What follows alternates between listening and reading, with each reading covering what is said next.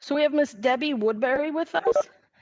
Debbie Woodbury's expertise is in social and racial equity, comes in the form of 20 years of education, training, research, and local and national level work. She's the Education and Research Chair of the National Recreation and Parks Ethnic Minority Society. She is also an active member of the Local and Regional Government Alliance on Race and Equity and the City of Alexandria's Interdepartmental Equity Work Group. With a strong desire to empower and teach others, she has served as a presenter for various educational sessions at local, state, and national conferences. In 2018, she was nominated for the Equity for Women Award. Ms. Woodbury continues to study leadership, social justice, and is committed to advocating for equity for low-income youth communities. As a regional program director with the City of Alexandria, she has over 20 years of experience in the parks and recreation profession. Ms. Woodbury's passion, hard work, and dedication to this field was recognized when she was named the 2005 Employee of the Year for the City of Falls Church in Virginia. She graduated magna cum laude with a master's degree in public administration from North Carolina State University. In addition, she has obtained the following certifications: public manager and certified parks and recreation professional. She serves on the National Advisory Board of the GP Red and Advisory Council to the North Carolina State School of Public and International Affairs. Thank you for being here, Debbie. We also have Dr. Sabrina A. Lindsay Law with us. Dr. Sabrina A. Lindsay Law serves as the Coordinator for Equity and Opportunity in the Office for Diversity, Equity, and Inclusion for Virginia Beach City Public Schools. Prior to serving in this role, Dr. Lindsay Law worked as a school improvement specialist, secondary social studies teacher, and middle school dean. Dr. Law attended Old Dominion University, where she obtained a Bachelor's of Arts and degree in secondary social studies education. Then she earned a Master of Art degree in Administration and Supervision from the George Washington University. In August 2019, she completed her doctorate degree in Educational Leadership and Policy Studies from the George Washington University. She believes through inclusive conversations, empathetic listening opportunities, and adaptive practices, teams can establish solution-oriented outcomes to support communities and organizations. Furthermore, when teams and organizations utilize strengths to guide conversation, practices, and systems, then teams can have sustainable networks. Sustainable networks can build collective efficiency for communities and edify personal efficiency for all individuals. She states there's so much work to be done. Let's work together to enhance our society. Dr. Lindsay Law is a product of Virginia Beach City Public Schools, having attended K through 12. She and her husband are proud graduates of Tallwood High School. They are proud parents of a handsome middle school son. Her family resides in Virginia Beach. And then we also have the Honorable Dr. Amelia N. Rossen-Hammond with us. So Dr. Amelia Rossen-Hammond is a former councilwoman for the City of Virginia Beach and the founder and chairman of the Virginia African American Cultural Center. She retired from Norfolk State University as a distinguished professor emeritus of music and the humanities, as well as the director of service learning and civic engagement. She holds a doctorate of philosophy in education, leadership, curriculum, and instructions. Prior to serving as an elected official, she was appointed to several gubernatorial boards and commissions and currently serves as Commissioner for Hampton Roads Transportation, the Virginia College Affordability Policy Council, and appointed chair for the Mayor's Commission on Diversity, Equity, and Inclusion for Virginia Beach. Dr. Rossen-Hammond is the past president of the Young Audiences Arts for Learning Virginia, president of the Virginia Beach Beautification Commission, officer of the Vibes Creative District, and founding member of the National Black Women for Positive Change organization. She is a recipient of numerous honors, such as the Impacting Lives Award by the New Journal and Guide newspaper, a letter of commendation from community service read at the U.S. Capitol by Congresswoman Elaine Laurie, and an Achievement in Government Award by the Commission on Human Rights, and a proclamation by the City of Virginia Beach for her valuable services as a council member. So with that in mind, our first question: can you discuss the difference between issues of our local community versus national or those more visible on popular media? What are the community thoughts on Black Lives Matter? What anti-racist groups or initiatives currently exist? Now, Debbie and Sabrina, I know that this was your question originally, so whichever one would like to start first. Okay, I can go ahead. Thank you all for submitting that question. I think it's a great question. When I initially read the question, what came to mind was Martin Luther King's quote from the Birmingham jail. And he said that an injustice anywhere is an injustice everywhere. And so I think that it's important for us to remember that issues that we're seeing in the media is not new. It's just that thanks to technology, we're able to record the information and disseminate it faster. And we saw that being the case with George Floyd and Eric Garner, those instances, as with many others, we're able to capture them and then get media attention, and it's worldwide. And so to specifically answer that question, I think that regardless of where an incident occurs, it's important to know that that can be us. That can take place in our backyard. And so it's very important to not become detached. I know sometimes that we see it frequently. And I mean, even over Thanksgiving, there was another murder as well. And it's hard to process and hard to see that, but we don't want to become desensitized, and we don't want to make it a Florida issue or a California issue, because at any point in time, if we don't have the proper training or we don't have the proper policies in place to protect any citizen of the United States, then it can impact us at any point. And so when we think of like the Black Lives Movement, I think it's important that we remember that it started off as a hashtag, right? After Trayvon Martin's murder and then the acquittal of Mr. Zimmerman, three ladies came together and decided, hey, like we really need to bring attention to the police brutality. We need to bring attention to just the lack of value that Black Americans continue to face. And so it went from a hashtag to a movement and now a global phenomenon. It's a momentum. And so I think that, of course, when you have such a large need and a large demand, there's always going to be things that are going to attach themselves to that and try to distract it from the overall purpose.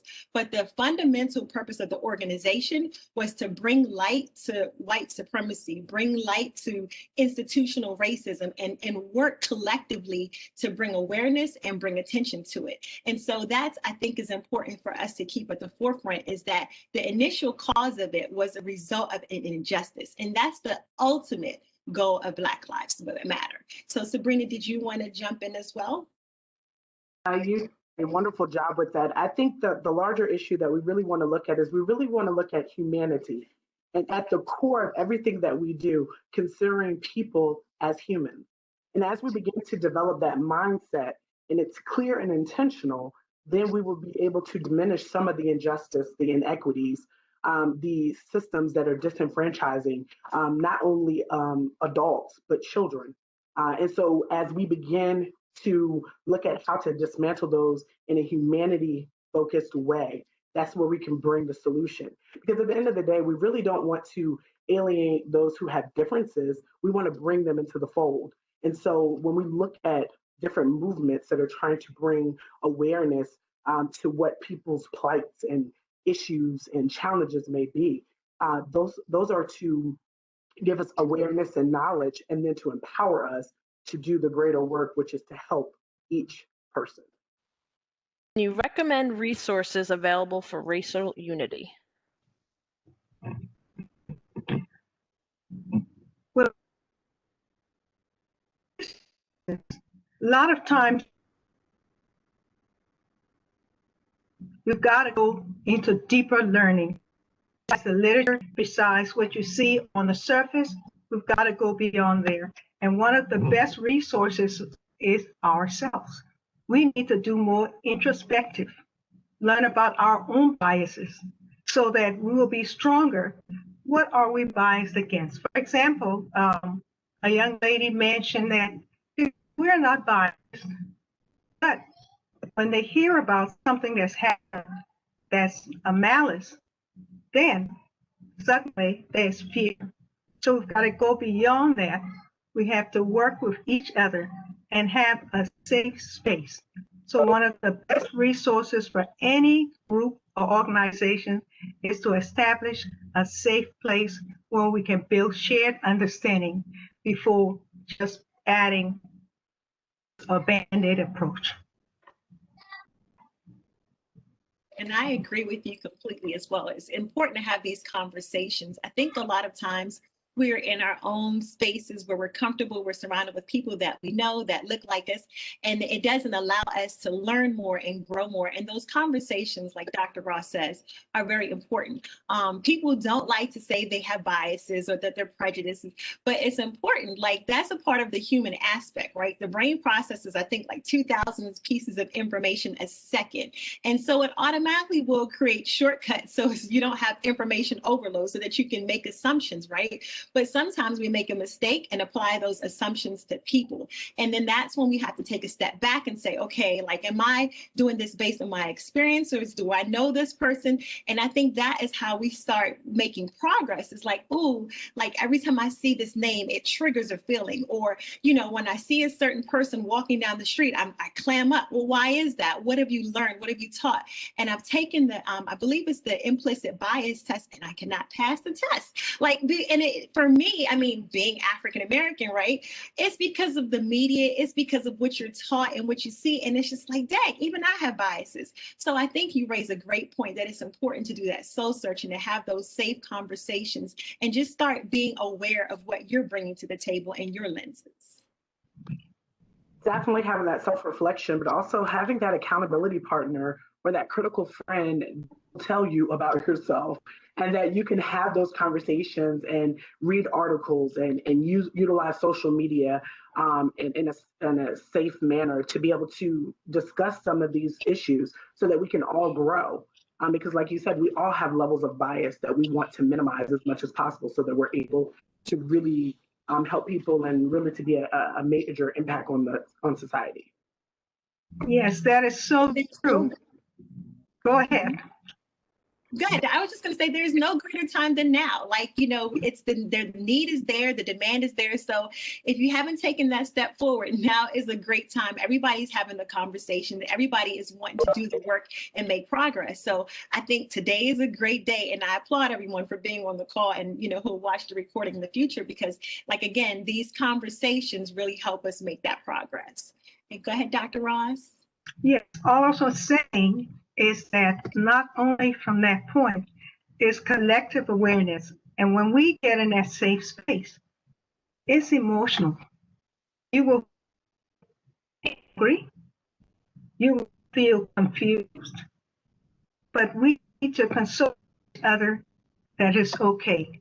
Because if we don't share some of these fears, you will know. Even though I've been here, I've seen some personally with different family people where we have to always say to the young men, be careful, he stopped you, or so-and-so, or the young ladies, try not to be too aggressive.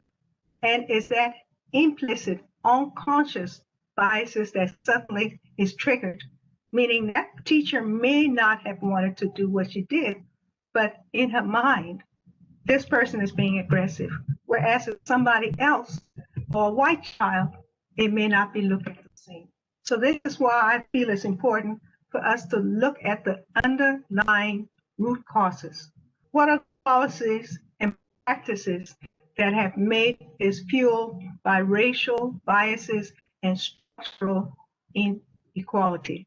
There's something beneath that we need to know. It doesn't sound like it's something natural, but over time it has become systemic and historic. Other than protesting, what can citizens do to invoke change?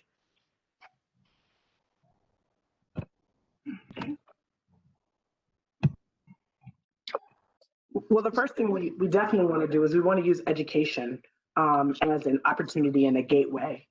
There's multiple pathways to be able to invoke change beyond the protests. And so you definitely want to look at education. And if you have already gone through the system and you're having people that you can help support in getting through the system, that's wonderful. Looking for mentorship opportunities, looking for sharing your knowledge and your information. So if you have some background information that can support students, support a community, can support people in your profession, that is a wonderful way to get started and to plant those seeds so that they can look at ways to avoid some of the pitfalls that we have fall privy to, some of the opportunities that we didn't know about until later. And so now we can reach back and we can pull someone else up. And that's important for us to really practice that collectivism and really showing how we can collectively bring people together. It is not individual. It's not just one of us is going to make it. All of us will grow. All of us will have these different platforms. Also, too, if you have any children that are school age, get involved in your local PTA. That's invaluable. It's a way for you to make connections. It's a way for you to network, but it's also for you to be able to see what the systems and the structures are in your child's school.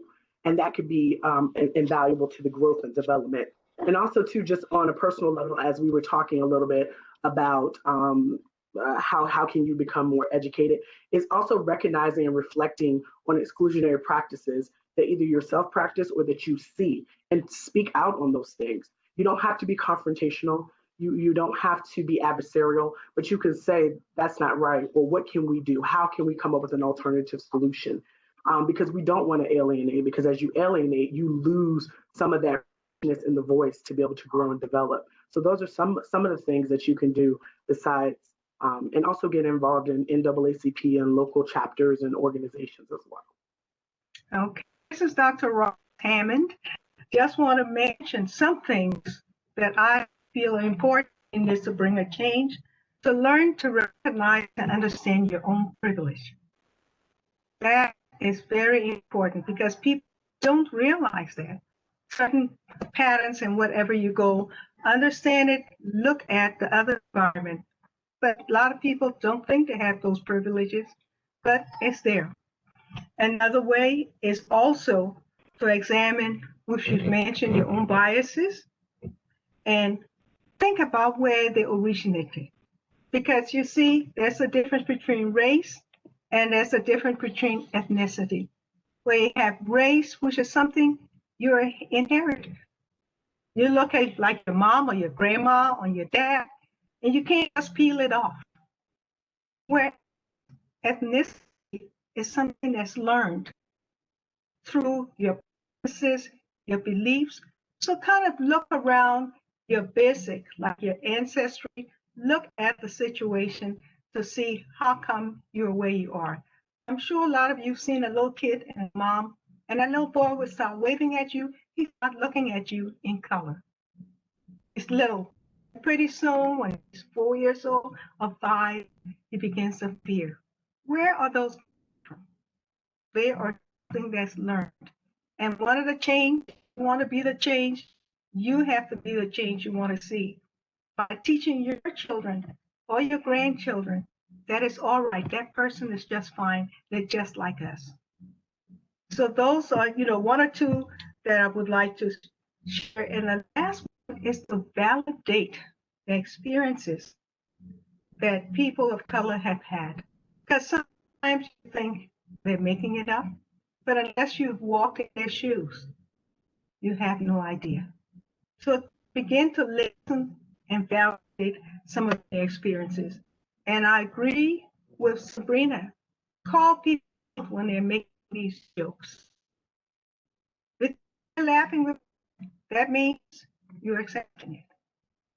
So begin to stand tall and call people out on certain things. It doesn't have to be in a mean way, but you can touch base and say, what you're saying is going to hurt Debbie, or it's going to hurt Anna.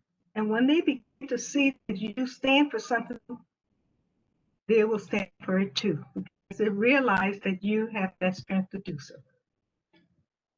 So with consideration to the pandemic, what can be done from home? So I know we touched on education, and stopping it when you hear it. Is there anything else that you can think of? Being transparent to share the needs. For example, there are some neighbors and friends that may need some additional support, whether that's social, emotional, or financial. And so definitely, if we know what's going on, we can allocate the resources that we have available to be able to help bring about solutions. And sometimes after the fact, we find out, and it's too late for us to be able to do some things. Like during this time right now, we're finding out that a lot of families, they need food and they need clothes. And if we know those things, we can address it. and we can pull together as a community and look at our collective resources and begin to give to those families so that they're able to still stay focused on the major goals, which is mental health, which is education, which is as a collective unit, making sure that they have the basic needs. So those are the things that we also can look at and to consider during the pandemic, because the pandemic in and of itself, it kind of makes us be isolated from each other to a certain extent. And we know because we want to, for the most part, stay healthy, but still reach out to people, check in, utilize technology, use those resources. And I know we're talking about race, but that's part of it. And especially when we look at those who have to still go to work and they still have a family that needs resources and supports, or hours have been adjusted, and people think that because I don't have to stop working, that's everybody's story. That's not the case. There are some people that truly have needs. And so pulling those resources together to help. Okay, I would also like to, about Neighborhood Watch. It's important. Even though you're not out there, keep an eye out. One of the things that's happening more since the pandemic is domestic violence. So we need to check on that. Even children in the family, and people are frustrated, they take them out on those children. So be one of those neighbor people that if you don't see a family peeking or doing a walk or something after a while, check, use your technology. If you have that number, call. But that is happening a lot. And about food and so forth, as you know, I'm a little bit of a political animal. So I feel it's very important that you begin to talk with your delegates, with your senators, to mention they've got to look at the underlying costs. A lot of it is man-made. Some policies and practices that are fueled by racial biases and structural inequality are man-made.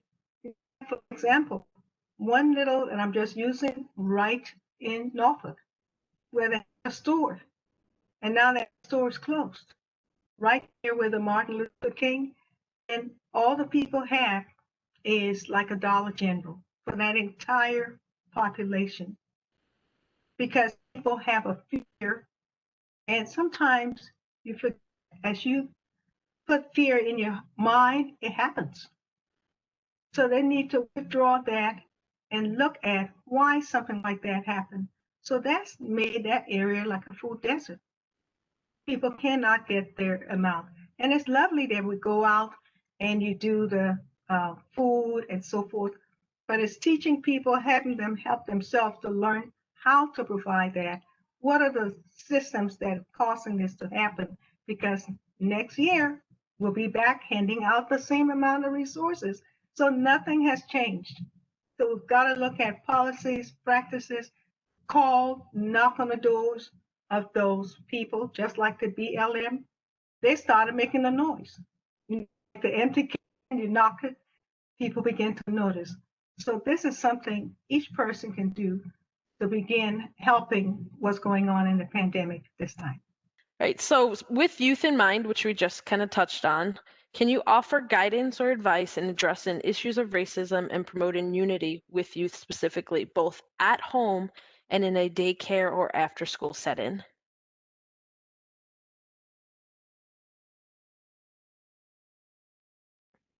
I'll jump in and say, I've worked with kids of all ages, and research is even showing now that kids, they're not focusing on race as much as we have. They are more accepting and welcoming. And it's important that we remember we're the influences, we're the parents. And so what we say is stick with the kids. And I think it's something that's processing as they get older, because especially when you look at the younger kids, they're welcoming, they're loving, they just want to have fun with their peers.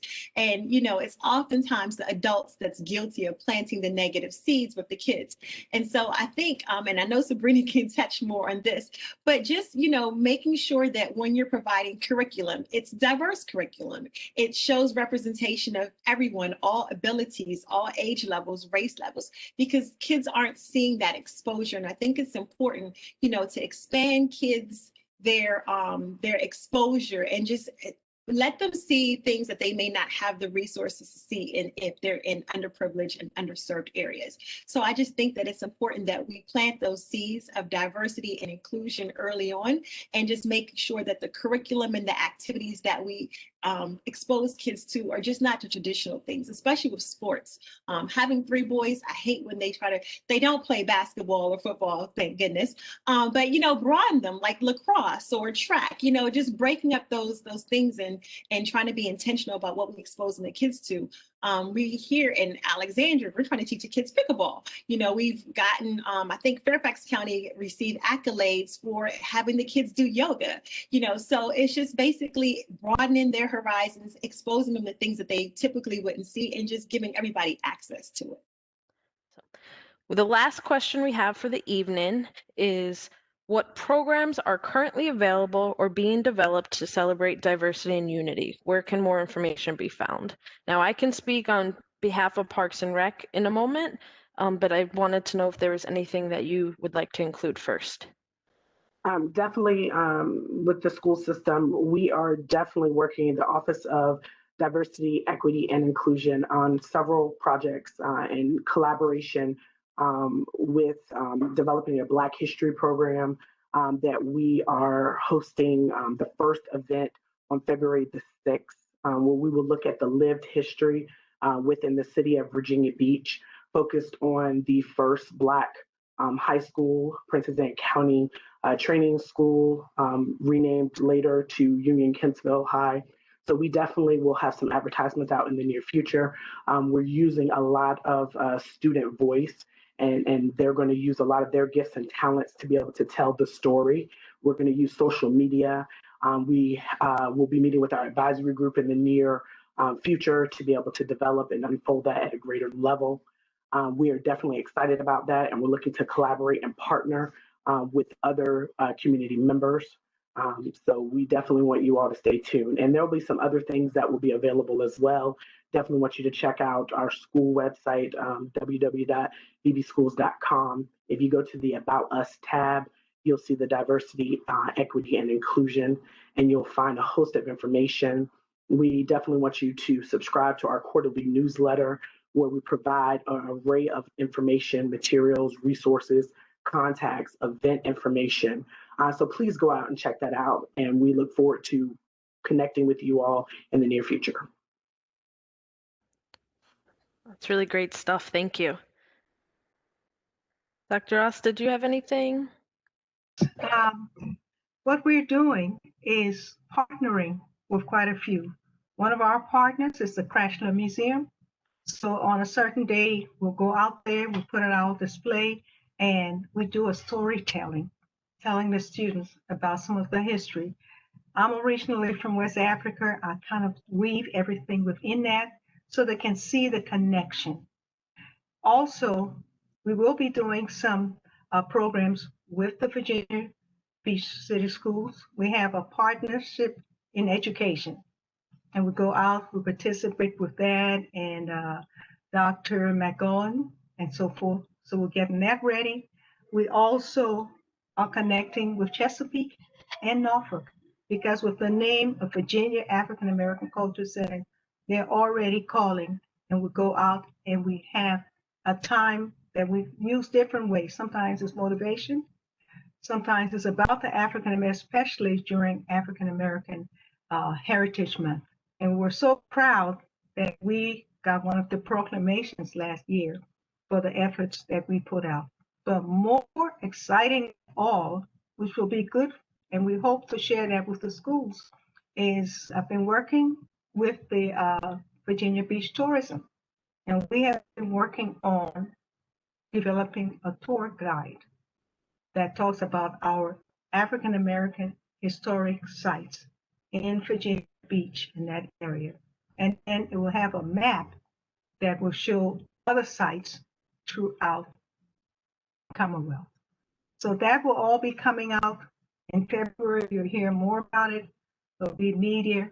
But I feel it was important that young people know a lot of things happened in the South, but we were that first landing. They came to Virginia Beach before they went to Williamsburg.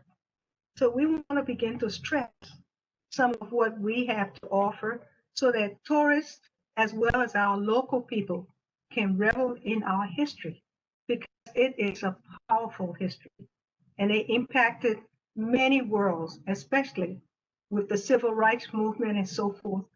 At that time, I was in England, but I heard about Martin Luther King. So they impacted not only America, but many places, including South Africa. This is great history. We thank that Unity Week group because through you all, we are here. And I've gotten to know someone new, Debbie Woodbury. And we'll be tapping into her knowledge and pulling Sabrina. So thank you all so much. Awesome. And then with that question in mind, with programs, I can speak a little bit on behalf of Parks and Recreation and some of the efforts they've put forward recently. First and foremost, Unity Week. That's why we're all here.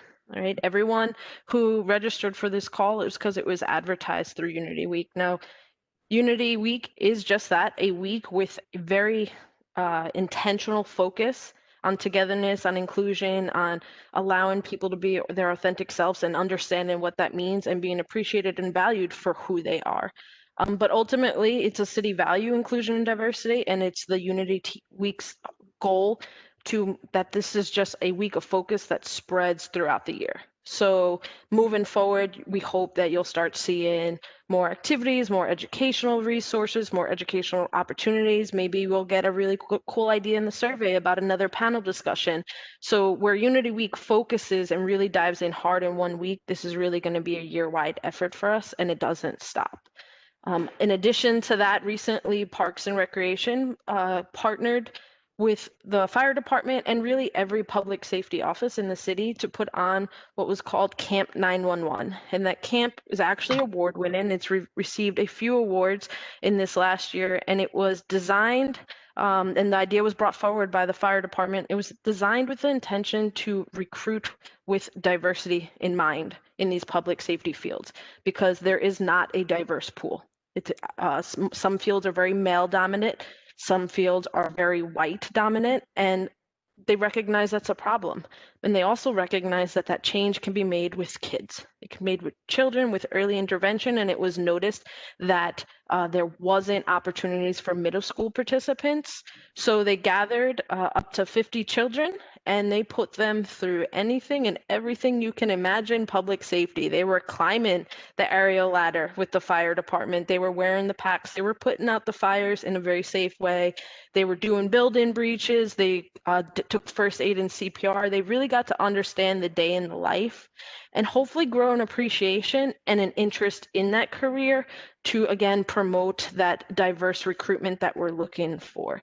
So that, again, was a very well-received, award-receiving program with focus on diversity that Parks and Recreation partnered with the public safety on. And it's just really ongoing for Parks and Recreation in general. I mean, they have a team specific to making sure that our programs are inclusive.